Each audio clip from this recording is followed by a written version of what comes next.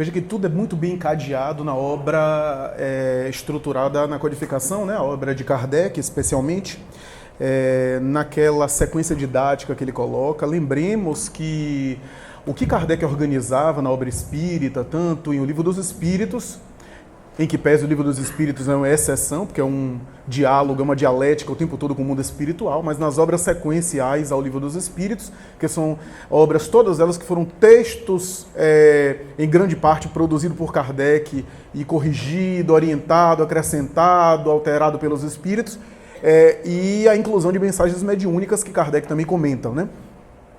Mas é interessante, Kardec tinha humildade, tinha grandeza moral.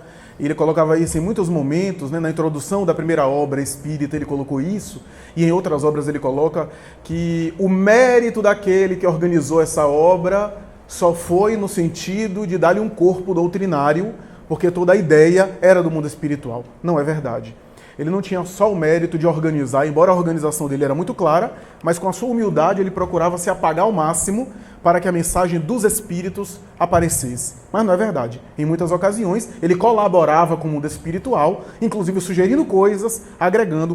Uma mensagem como essa, de O Evangelho segundo o Espiritismo, ele recebia centenas. Centenas.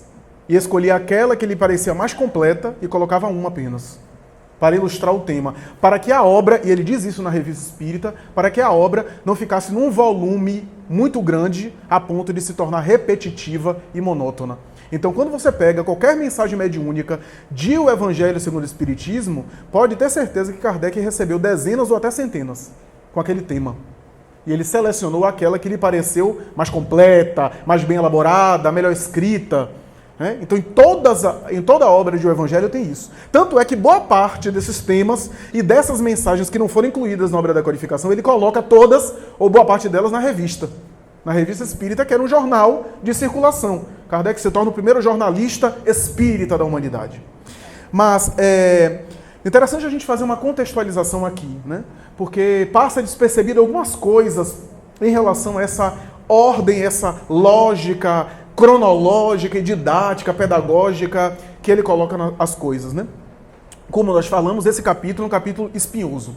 Eu considero um dos capítulos mais espinhosos, se não mais espinhoso, ouso dizer, colocar acima até do capítulo 23, Estranha Moral. Porque Estranha Moral, na verdade, são passagens controvertidas do Evangelho, mas que quase sempre o problema, como Kardec percebeu, está na linguagem, no vocabulário. Aqui não, há uma mensagem clara, mas que foi muito deturpada e muito mal entendida, porque diz respeito a questões muito delicadas da prática religiosa e que quase sempre os próprios religiosos se equivocaram, como a gente já comentou aqui, utilizando essas palavras a ferro e fogo para uma caça às bruxas.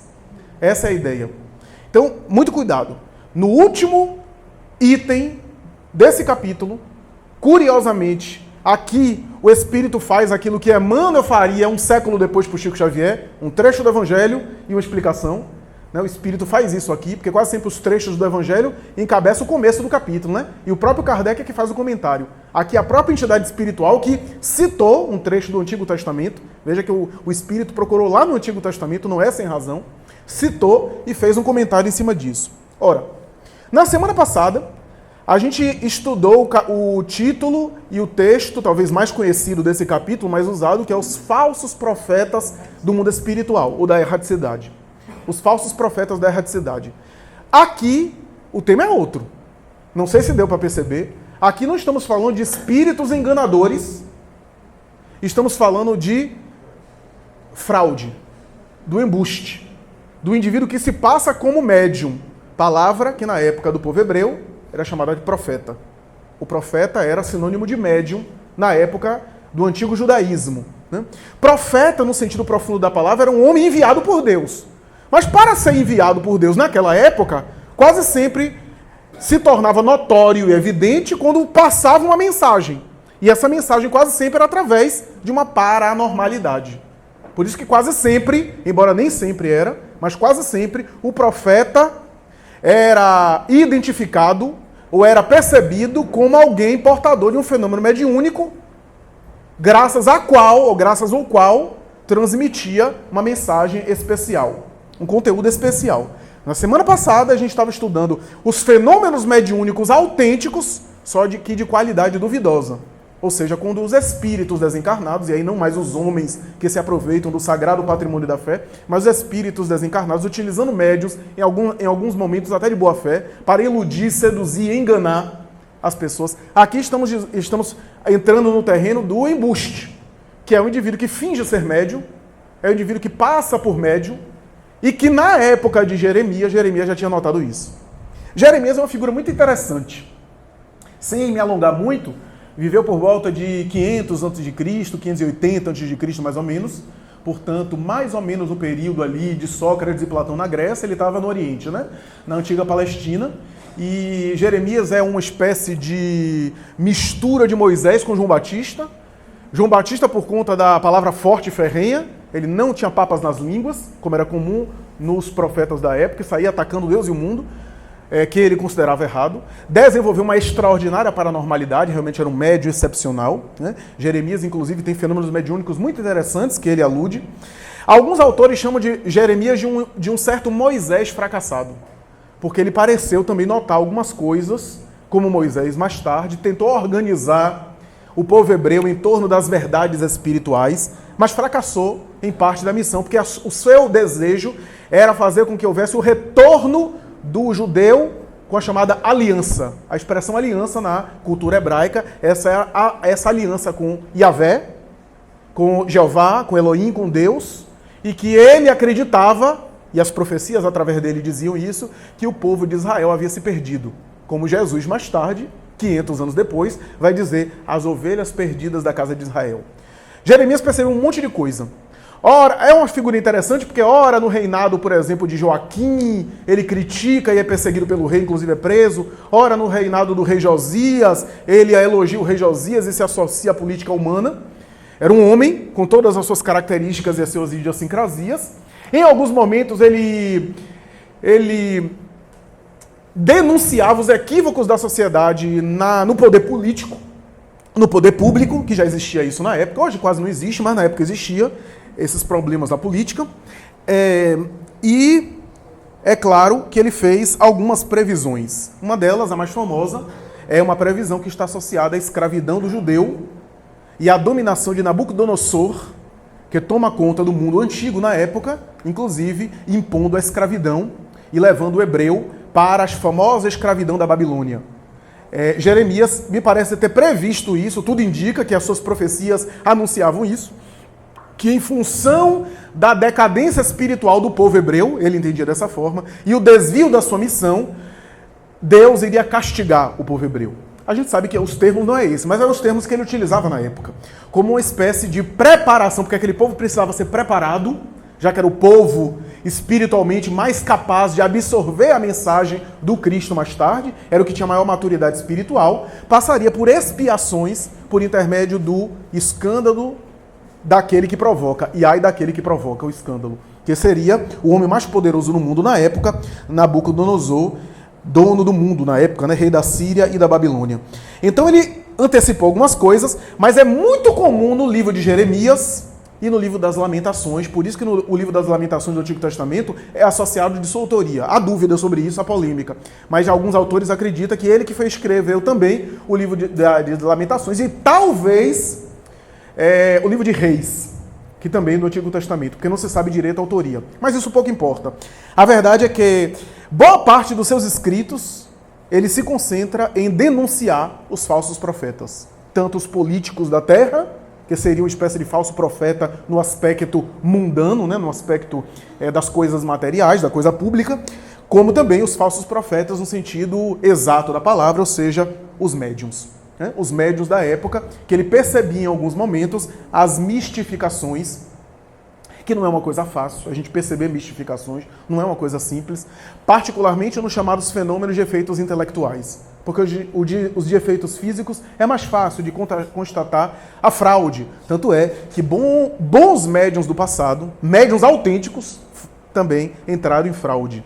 Quem não se recorda de um episódio constrangedor de Otília Diogo, Chico Xavier até participou, houve uma polêmica no movimento espírita porque ela foi pega em fraude. As irmãs Fox, Kate e Margaret Fox, 14 e 16 anos, respectivamente, eram médiuns autênticas, mas foram pegas em fraude. Tudo indica que Eusápia Paladino, com a sua explosão de mediunidade que chamou a atenção no mundo, foi pega em fraude. E alguns outros médiuns da época, o que de alguma forma descaracterizou e agrediu a credibilidade desses médiuns, que eram médiuns autênticos, mas enveredaram pela mediunidade comercial, alguns deles. E naturalmente a gente tem uma série de problemas sobre isso, que não é o tema, senão a gente vai desviar para o tema prática mediúnica, né? E a ética mediúnica, que a gente vai examinar, inclusive, no capítulo 26 de O Evangelho segundo o Espiritismo, né? A verdade é que aqui o Espírito faz alusão a Jeremias, chamando a atenção para a idolatria do fenômeno. É uma coisa que a gente até hoje tem. Ou seja, se o indivíduo está vivenciando o fenômeno, a gente já valoriza e idolatra o fenômeno só porque é fenômeno mediúnico.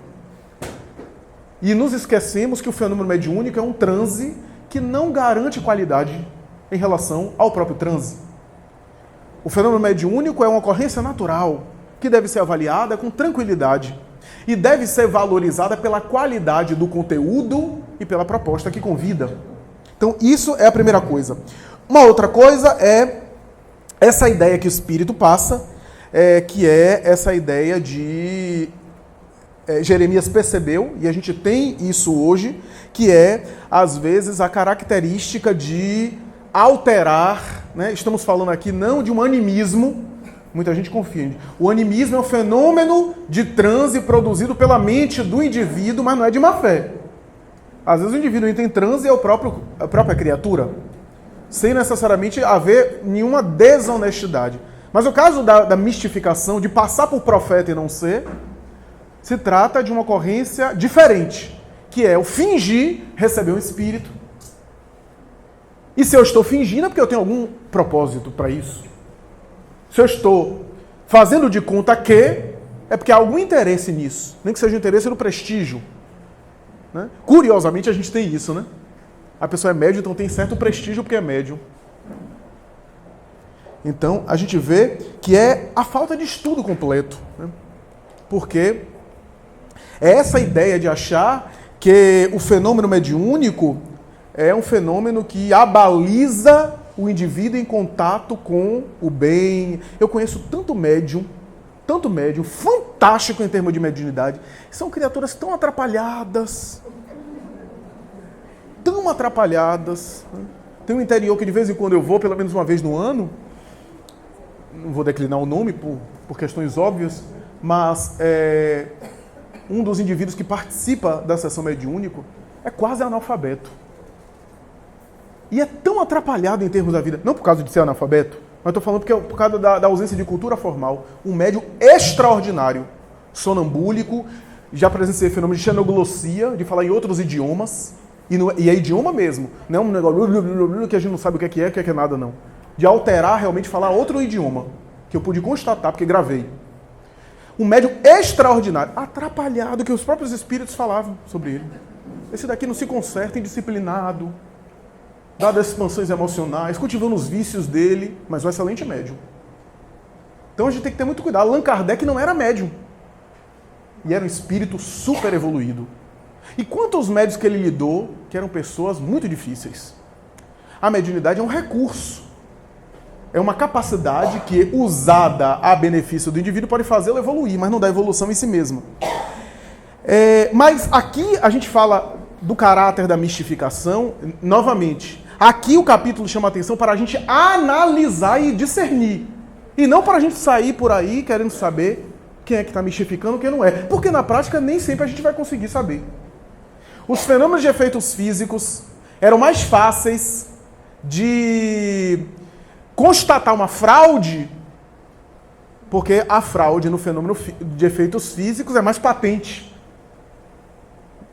Mas um fenômeno de efeito intelectual, se eu aqui fechar o olho e entrar em transe, entre aspas, ninguém pode dizer que eu estou recebendo ou não estou recebendo espírito. Ninguém pode garantir que eu não esteja recebendo espírito ou esteja fingindo. Dá para saber? Dá. Mas em um contexto especial. Em um contexto específico. Primeiro, a pessoa tem muita experiência mediúnica. Não apenas experiência mediúnica de sensibilidade mediúnica, não é a sine qua non, mas também experiência na prática mediúnica. Tem um grupo privativo, por isso que os grupos privativos, porque no grupo privativo eu conheço a psicologia do outro. Eu conheço mais ou menos como é que o outro, eu convivo com o outro durante anos. Então sei mais ou menos como é que o outro funciona. Tem um certo tato psicológico, mas ainda assim nem sempre a gente garante 100%. E aí como é que a gente faz? Não faz. Não faz. Porque se o outro está mistificando, o problema é da consciência do outro. E tudo que vai e volta tem um retorno. Se eu estou iludindo as pessoas mistificando, o problema é da consciência individual. Eu não tenho por que ficar por aí querendo saber quem mistificou ou não. Porque se eu chegar para alguém e disser que a pessoa está mentindo, eu estou me comprometendo com isso. Não é problema de minha alçada. Numa mediúnica, de pessoas que se conhecem, a gente já, em alguns momentos, pode até chamar atenção, alertar, etc. Tentar refletir com um companheiro de mediúnica. Mas, via de regra, muita gente chega para nós, depois de uma palestra e tudo, e diz que viu, que fez, que está visualizando. E o que é que o irmão acha? Ele diz, louvado seja Deus. Eu vou falar alguma coisa? Se a pessoa está dizendo que está vendo, quem sou eu para dizer que ela não está vendo? Chico Xavier falava isso. Divaldo Franco dizia que ia a Uberaba para visitar Chico. E dizia, meu Deus, eu ficava indignado. Porque eu pegava fila para chegar, e às vezes tinha aquela senhora ou aquele senhor que com chocalho na garganta não parava de falava, exibindo a sua mediunidade, dizendo que tinha mediunidade X, mediunidade Y, que sentia isso, que sentia aquilo. Não é Chico! E Chico, minha filha. O que é que ele ia dizer? Que a pessoa estava mentindo? Deus lhe abençoe, meu filho. E ia embora, feliz da vida, porque Chico confirmou a minha mediunidade. Em vez de parar para ouvir o que aquela antena poderosa tinha a dizer, a pessoa ia para exibir que era um médium espetacular. Então, a gente tem muito isso nas tarefas do dia a dia, inclusive na vidência. Por quê? Porque a vidência, diz Allan Kardec, o Livro dos Médiuns, é a faculdade mais fugidia, menos patente, menos passível de controlar de todas. Porque se eu estou dizendo aqui que eu estou vendo, ninguém pode provar que não. É uma faculdade muito subjetiva. Então, tenhamos muito cuidado. Isso não quer dizer que eu vou sair por aí suspeitando de todo mundo que está vendo alguma coisa. Não é isso. Pelo contrário. Mas é necessário ter muito cuidado para a gente não sair por aí querendo desmascarar ninguém. Não é a nossa tarefa. Se a pessoa entra em transe e falou alguma coisa, é dela, não é, ela está fingindo, não é, a gente atende, o doutrinador atende de acordo com a característica.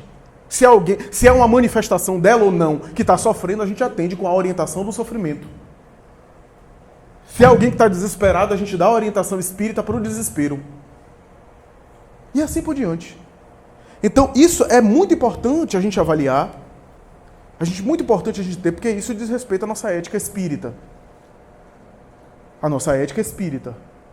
E a analisar os frutos dessa ocorrência. O que está por detrás? Quais são as motivações? Como nós dizemos aqui, há algumas características. Se eu prometo, eu falei isso numa palestra agora, nessa semana, na segunda-feira, em uma casa irmã. Se eu, por exemplo, combino, já falei aqui também, não é que o mundo espiritual não possa até em alguns momentos anunciar, mas via de regra, se eu combino, eu não tenho controle sobre os espíritos. Se eu disser, gente, próxima semana, quarta-feira, Sheila vem, por meu intermédio aqui, vai dar uma mensagem para vocês. Eu não tenho como. E se eu tiver uma dor de barriga? E não puder vir? E aí? E se houver algum imprevisto, alguma alteração? E se não for Sheila que me disse isso, ou foi outra Sheila, que Deus sabe lá quem é? Então, vejamos como é complicado. Como é complicado. Então, a gente tem que ter esse cuidado. Esse cuidado. Raul Teixeira, certa vez, falou que uma médica chegou para ele e disse assim, se eu lhe contar uma coisa, você acredita? Ele disse, não sei, conte primeiro. Estou vendo sua avó aqui, materna, viu a idade de Raul assim? Dizia, tá, a avó já desencarnada, né? Sua avó materna está aqui. E ela está dizendo aqui para sua mãe cuidar muito de sua saúde.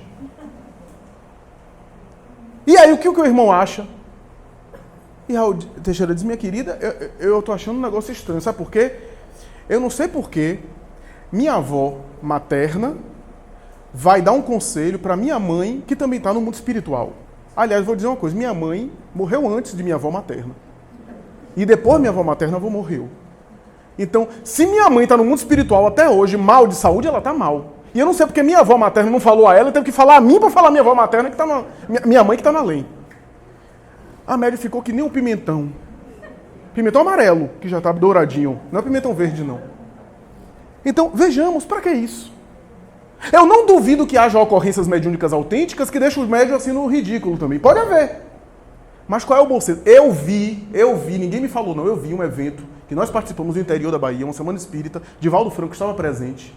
Uma senhora chegou, começou a conversar com ele, e ele parou e disse assim, fulana, quem é, olha o cuidado do médium, quem é fulano de tal? Porque às vezes a gente diz, eu estou vendo um senhor, é meu avô, não é? É, seu avô. Aí a pessoa só vai confirmando, porque a pessoa está emocionada e não se entrega, né? Eu vi, Divaldo falou assim, quem é fulano de tal? Porque eu estou vendo aqui um senhor... Não, ele falou assim, eu estou vendo uma senhora vestida assim, assim, assim. E aí a pessoa disse assim, meu Deus, deve ser minha avó. Ele disse, não é não. Ela está dizendo aqui que não é sua avó, não. Olha a mediunidade autêntica. Está dizendo que é fulana de tal, uma tia sua, tal. E aí começou a dar um recado. Veja a mediunidade. Mas olha o cuidado. Quem é? Confere? Faz sentido? Porque o médium é médium. E se ele estivesse sendo vítima de um espírito brincalhão? Para colocar ele no ridículo? Evitar as profecias, as coisas estardalhantes, as coisas extravagantes. Sair por aí dando diagnóstico, prognóstico, apocalipse, fim de vinda do mundo, das pessoas. Isso é muito perigoso. Kardec vai dizer que o espiritismo nem se preocupa com isso. Então, muito cuidado. Muito cuidado com essas questões. Muito cuidado com as fantasias em torno da mediunidade. Muita gente acha que a mediunidade é uma coisa para ficar... Eu falei isso também. Para ficar confabulando com os guias espirituais. Para a gente ficar só com os guias. Guia espiritual que se comunica em reunião é de vez em quando para passar uma mensagem de esperança, alguma coisa específica. Afinal, a gente já tem muita mensagem de guia no Evangelho. Então, temos que ter cuidado. Porque, às vezes, a gente está trocando as coisas. A mediunidade é a serviço dos espíritos em sofrimento, para melhorar o médium. O médium é enfermeiro das entidades em angústia, em conflito, para a gente não alterar depois. Como diz Raul Teixeira diz o seguinte, o espírito Camilo diz por ele. Ele diz que quando o médium recebe o espírito sofredor e é enfermeiro dessa entidade, ele fica com créditos. Mas quando um mentor se comunica com ele, é mais débito. Porque é mais acréscimo de misericórdia. Olha só. E como eu falei anteontem, na palestra, eu conheci uma pessoa que me levava para algumas casas espíritas fora daqui de Salvador, e às vezes no carro, no trânsito, peraí, aí ele virava, estacionava, o mentor quer falar, agora! Então qualquer hora era parar, peraí, o mentor quer falar, num ponto de ônibus. Ele me levando, tinha que parar na estrada, na BR, eu colocava no acostamento, porque o mentor tinha que falar, eu disse, escuta, fala para os seus mentores, fala outra hora. Que negócio é esse? Que mentor é esse que não tem disciplina, que não tem horário? Para dizer coisas, aliás, banais, que todo mundo poderia falar. Coisas cotidianas do dia a dia. Então, é importante a gente ter esse cuidado. 80% da mediunidade do Chico era em contato com o sofrimento.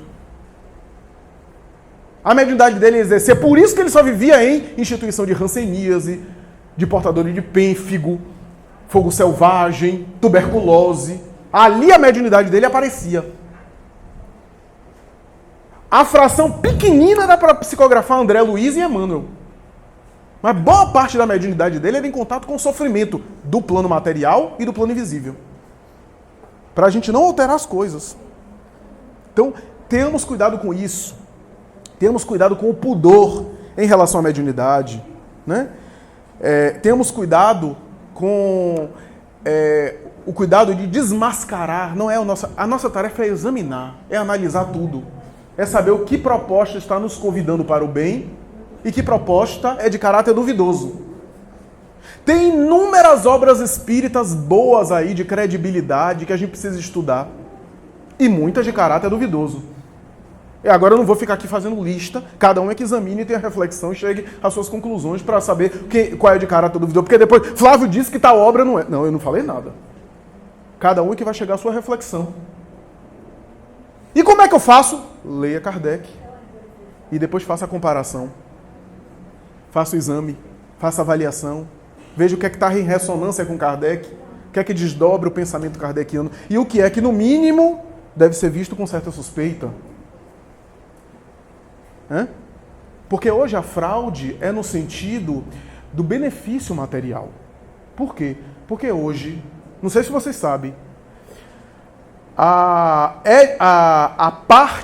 seção das livrarias de livro espírita é a seção que mais vende. É a seção que nunca está em baixa. Sempre está em alta. Então é natural que haja um filão ali com objetivos interesseiros. Temos muito cuidado. Outro dia eu peguei uma obra, numa livraria aqui de um shopping, psicografado por Maria de Nazaré, falando sobre a vida de Saturno e os extraterrestres. Eu me senti num filme de Steven Spielberg. Maria Santíssima, Mãe de Jesus. Então tenhamos cuidado. Porque a gente adora uma fantasia, adora uma coisa diferente. Tenhamos cuidado. Porque às vezes é médium, mas o espírito tem as suas ideias, as suas paixões. E às vezes, me perdoem, não é mediunidade. Às vezes é coisa pessoal. Às vezes é um interesse pessoal. A nossa encarnação está tão corrida, né, por conta de tanta demanda. A gente tem um tempo tão escasso. Tanta obra positiva. Aproveitemos o nosso tempo, otimizando o nosso tempo naquelas obras que vão nos dar substância. Que vão nos enriquecer a alma. Porque o tempo da reencarnação passa rápido. Então, tem verdadeiras, né, questões aí delicadas nesse sentido, né, que a gente precisa aqui reflexionar, precisa aqui avaliar. Chico Xavier psicografou uma mala de cartas que Emmanuel pediu para queimar. Mas por quê? Porque não tinha qualidade. Ele queimou com uma dó. Divaldo Franco teve a mesma experiência. Divaldo até brinca dizendo que botou assim as últimas assim embaixo para ver se Joana tinha uma dó dele, né? E foi queimando assim e com a cara de pena. E Joana, queime todas, meu filho. Porque depois alguém encontra uma mensagem dessa, publica e tem erros. Nós estávamos exercitando o instrumento mediúnico. Estávamos utilizando de você para treinar a faculdade. Olha o cuidado. E a gente vê o médium que nem acabou o livro já está publicando. Sem o cuidado. Nem todas as artes. Pintura mediúnica, psicopictografia. Treinar também. Porque às vezes a mediunidade é até autêntica. Mas o aparelho precisa ser exercitado para que aquelas entidades possam encontrar o campo para passar o seu estilo. O que é que a gente vê? O afã e a ansiedade de vender os quadros, de ter o retorno para as obras de beneficência, tudo isso muito bom, muito justo. Mas às vezes com produções de qualidade duvidosa. Onde Van Gogh, Renoir e, por que não dizer, Leonardo da Vinci pintando pior do que o estudante do primeiro ano de Belas Artes. Eu sei que o discurso é ácido, tá pesado, né? Mas vai melhorar na próxima semana por causa do casamento. Então é isso. Esse cuidado a gente deve ter muito, muito. Em tempos atuais, onde o espiritismo é bem visto, está na moda, né? Tem credibilidade hoje na sociedade, os espíritas não são mais perseguidos, não é o movimento mais de perseguidos, de apedrejados, como acontecia no começo do século XX, principalmente, né? Onde os grandes heróis tomavam pedradas, eram perseguidos, tinham a vida ameaçada até. Acabou com isso. Acabou com o ministro de Getúlio Vargas, Filinto Miller, que chegou a proibir no Brasil, colocando o espiritismo como crime no Código Penal. E quem praticasse espiritismo ia para a cadeia e pagava uma multa. Acabou com isso. Não tem mais isso. Então, estamos em outra época, né? Onde o espiritismo é bem visto. E isso gera essas coisas que estamos vendo por aí. Então, cuidado no estudar a obra, né? Em que obra a gente vai divulgar. A gente pode ler tudo, mas que tipo de obra a gente vai recomendar? né? A gente vai até produzir, a gente vai até indicar. Porque quando a pessoa começa no espiritismo aprendendo errado, já é mais difícil do que aprender pelo certo. E depois, para retirar aqueles conceitos que a pessoa acredita na cabeça, cristalizados, fica mais difícil. Então, esse é o cuidado. Ah, mas fulano de tal tá vendendo que nem água. Vende as obras dele, vende tudo, é bom para casa. Eles então pegam uma revista de sexo explícito e vende também na casa, que está vendendo, que é maravilha. Então vai vender cachaça, como diz o Divaldo. Cachaça vende também bastante. Se for com esse argumento. É importante manter a obra da casa, mas os fins não justificam os meios. Senão, em nome da casa, a gente deturpa a causa, que é mais importante do que a casa. Porque é a causa que mantém a casa. Então isso é importante a gente aqui refletir, né? Vamos passar para as questões, dúvidas, esclarecimentos? Concordo inteiramente. Ela está perguntando aqui sobre Allan Kardec entrar no perfil de um profeta, né? Embora não fosse médium, então não tem aquela acepção do profeta como sinônimo de médium na tradição popular do povo hebreu, mas Kardec vai dizer que no sentido mais amplo e profundo, o profeta é todo aquele homem à frente do seu tempo, que vem influenciar novos paradigmas, que vem trazer uma mentalidade diferente para a humanidade. Tanto é que, nesse sentido, quando ele examina caráter da revelação espírita em A Gênese, ele vai dizer que, nesse sentido, um Galileu Galilei, um Isaac Newton são profetas dentro da ciência. Nesse sentido, Allan Kardec foi um grande profeta de uma era nova. Há um estudioso no movimento espírita atual, com o qual eu converso de vez em quando, eu me refiro a André Luiz Peixinho, e certa vez a gente conversando com ele, nós dissemos, Peixinho, e ele concordou inteiramente, nós concordamos, que Allan Kardec futuramente vai ser um grande ícone da história da filosofia, como é Sócrates e Platão. Naturalmente que ele vai ser incorporado à tradição das academias, das universidades, porque ele lida com as grandes questões, sintetizando as grandes questões da tradição filosófica. Porque hoje ainda não é debatido tanto Allan Kardec nas academias, por conta do preconceito acadêmico e por conta de associar espiritismo a práticas que não são espíritas, que são apenas fenomênicas. Há um preconceito, uma resistência, e Allan Kardec poderia ser estudado hoje como é estudado Platão, como é estudado Nietzsche, como é estudado Schopenhauer, com a grandeza do seu estilo e como sendo um grande profeta de uma era nova, onde conseguiu a vinculação racional e equilibrada de ciência, filosofia, religião e, ao mesmo tempo, examinar as grandes questões que inquietam o espírito humano na filosofia.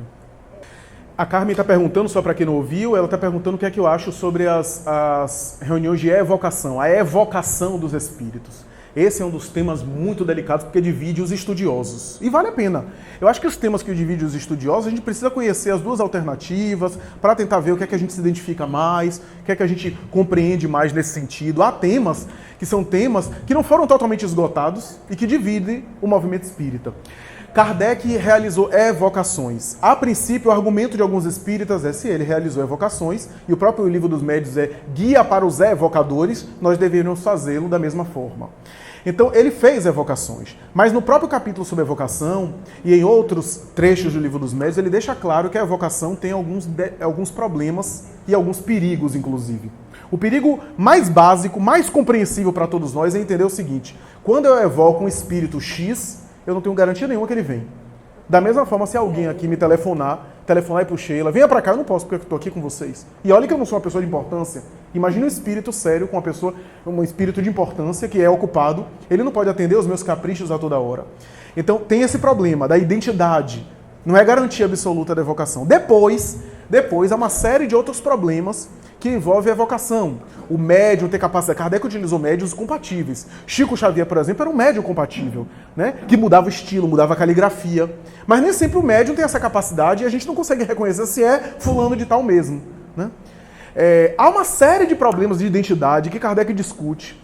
E, ademais, em alguns momentos da obra O Livro dos Médiuns, Kardec sugere sutilmente que quando as pessoas se reúnem em uma prece, numa reunião, essa prece é uma espécie de evocação.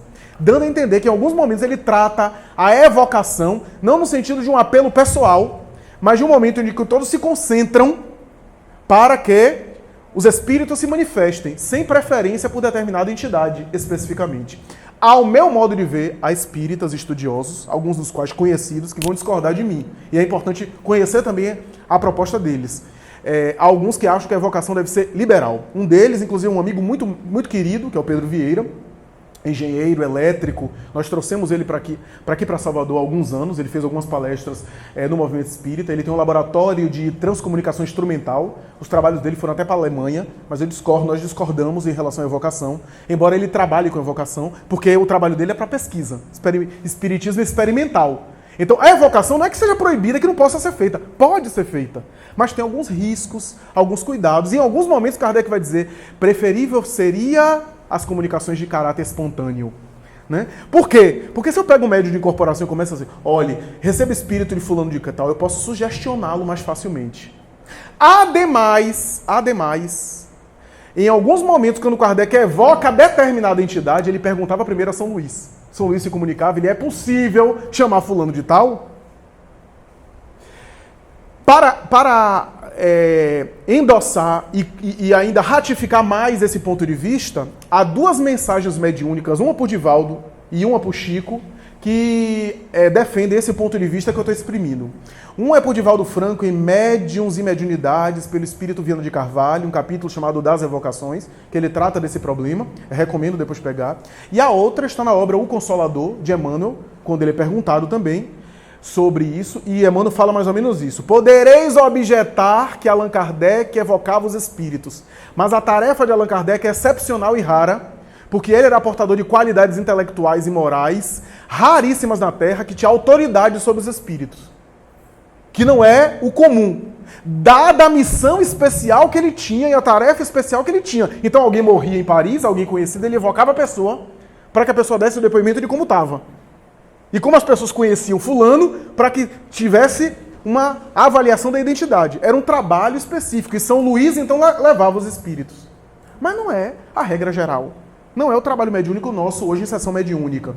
Então eu acho que esse cuidado é válido. Mas há espíritas que discordam de mim e defendem a ideia que a gente deveria evocar toda hora, em todas as nossas sessões.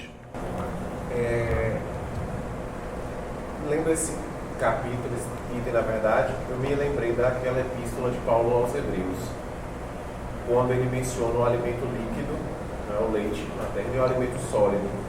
E fiquei a ponderar se não estamos na infância do Espiritismo. Porque o fato é que, vinculados ao fenômeno, ainda não nos dedicamos ao estudo. E essa atitude imprudente, imprevidente, faz que caiamos constantemente em fraude, em embuste. Ou seja, esse apelo muito forte à fenomenologia, ao aspecto mais tangível, mais próximo.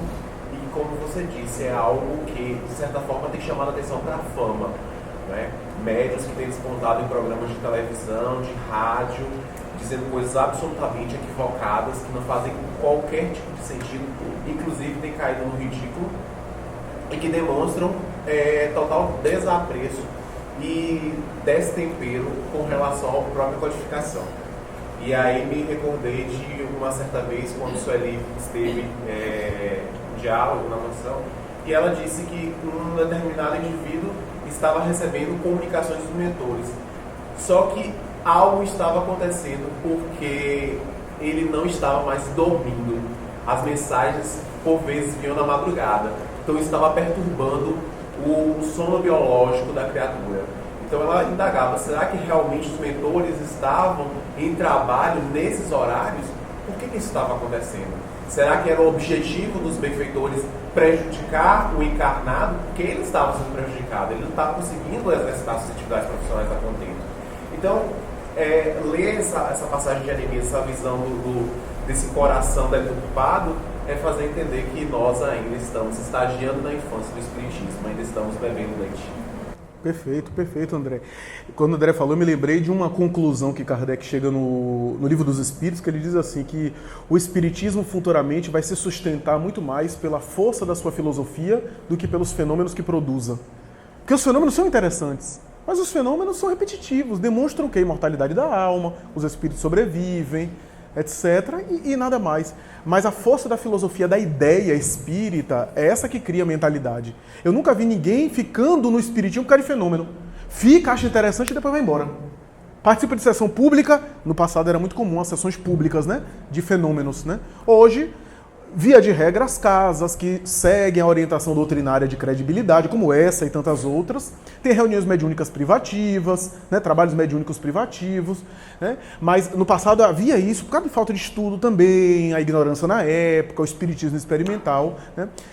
As pessoas não ficavam por causa de fenômeno, achavam muito interessante. Aqui mesmo, em Salvador, a gente tinha alguns médios, né, a Raquel Ribeiro, que chegou a levitar no ar na casa de Emanuel, no Barbalho, né, ali no Santo Antônio, né, produzir fenômenos de efeitos físicos, né, e outros médios extraordinários, não converteu ninguém para uma vida melhor por causa desses fenômenos. Agora a ideia espírita, aí é outra coisa, né? Isso, essa maturidade que o André mencionou, né, de que o fenômeno cabe, continua cabendo, aquela época dos fenômenos, como o Norma falou, vertiginosos, né, ou seja, aqueles fenômenos chocantes, cedendo lugar para o fenômeno bem produzido, bem direcionado, aqueles que trabalham e que se interessam por atuar na prática mediúnica, notadamente os médiuns, né, os médiuns que devem notadamente participar da tarefa mediúnica, né, da experiência da reunião mediúnica, mas é uma tarefa específica, né, não é a parte principal. Viana de Carvalho tem uma mensagem para o Divaldo que diz que o fenômeno é a moldura, mas a doutrina é o quadro, né? Então, a moldura é importante, mas o quadro é mais importante, né, a imagem. Então, mais ou menos assim, né, o fenômeno é o mapa, né, mas o tesouro que vai ser encontrado é a doutrina, né? Então, o fenômeno conduziu as informações, gerou a doutrina, mas a doutrina transcende o fenômeno. Isso é importante a gente afirmar. Por quê? Porque a doutrina vem nos ensinar que somos imortais, que vamos viver, que temos uma série de desafios éticos, morais, pessoais, para a gente se melhorar. O fenômeno mediúnico vem nos dizer como é que é a vida no além, para nos convidar a uma vida melhor, mais equilibrada. É essa a ideia do fenômeno, né? Porque senão eu fico só no fenômeno e não vou para o coração da doutrina. Então, é aquela ideia que Joana de Ângeles fala, né? Eu entrei na doutrina, mas a doutrina não entrou em mim, né? Eu fui chamado pelo fenômeno, mas o maior fenômeno que existe é o fenômeno da renovação interior, né? Como diz Alberto Almeida disse que a maior mensagem que Chico Xavier recebeu é uma mensagem que não foi psicografada, porque foi a mensagem da vida que ele deu. Enquanto ele psicografava milhares de mensagens, enquanto ele produzia, a maior mensagem dele foi aquilo que ele conseguiu viver, enquanto os espíritos por ele se manifestavam. Essa é a maior mensagem de Chico Xavier. Que médio igual a Chico, houve outros. Mas igual não. Em termos de fenômeno, houve outros médios tão explosivos quanto, mas o que é que Chico conseguiu fazer da sua mediunidade? Como ele iluminou a mediunidade dele? Isso que é interessante, né? Que aí, meus amigos, por que essa mensagem chama a atenção da fraude, etc? Porque a gente valoriza a mediunidade. Que a gente valoriza demais. Quantas vezes isso aconteceu no passado? Hoje menos por conta de grupo de estudo. Olhe, há 30 anos mais ou menos, eu não estava encarnado, mas há 30 anos mais ou menos, um estudo como esse não chamaria atenção de nada. Estudo do Evangelho não é Evangelho, é livro de cabeceira, que eu abro assim ao acaso e só cai na mesma mensagem, a paciência do Espírito Amigo, e eu só sei isso. Era isso que se tinha. Reunião como essa enchia quando era sessão de cura ou de desobsessão. Como eu falei aqui outro dia, né? Se você fizer um seminário sobre desobsessão, vai encher. Agora fala um seminário sobre oração, prece. Não vem ninguém. Por quê? Essa ideia está mudando, é claro, né? Olha um grupo como esse, né, interessado em estudar. Então, esse interesse tem sido, né, um norte diferente na nossa mentalidade espírita, né? Tem mudado um pouco. Porque essa era a ideia do passado, a ideia de estar sempre à cata do fenômeno. O que é que acontecia? As casas espíritas eram casas espíritas em torno de médiuns. E aí, quando brigavam, os médiuns se brigavam um com o outro, ia para outra casa e fundava outra casa espírita. Era ótimo, porque isso as casas foram crescendo. Há muita casa aí que é fruto de divisões. Mas o que é que acontecia? O grupo de pessoas ficava em torno de médiuns, e não em torno da doutrina. E às vezes eram cegos, guiando cegos, como diz o Evangelho. Cegos guiando cegos, ambos caem no precipício. Então, muitas vezes era assim, era em torno de mediunidades. E às vezes eram excelentes mediunidades, mas eram pessoas que não tinham coerência doutrinária, que não conheciam a doutrina. O próprio Divaldo falou que no começo da mediunidade dele, caía no chão, tinha transe mediúnico, mas não era espírita. Viana de Carvalho apareceu de você é médium, mas não é espírita. Porque você não conhece ainda a obra espírita, é necessário ler a obra espírita. Porque às vezes a pessoa é médium, mas não é espírita. Até o espírito às vezes não é espírita. Né? Leon Denis, quando chegou a Ivone Pereira, disse: vamos ter que revisar a obra de Camilo Castelo Branco, que está com o pseudônimo Camilo Botelho, porque, minha filha, ele escreveu dentro da percepção dele, mas ele não é espírita, ele não entende muita coisa que ele escreveu sem entender. Agora eu, Leon Denis, que era espírita, vou fazer agora os arranjos doutrinários. Então fez notas, né, na obra, explicou a questão perispiritual, que o Camilo era um ex-suicida, ele narrava a experiência dele, o que ele viu naquela região dos suicidas, né? A própria Ivone guardava a reminiscência, porque foi uma suicida, e conheceu ele no além.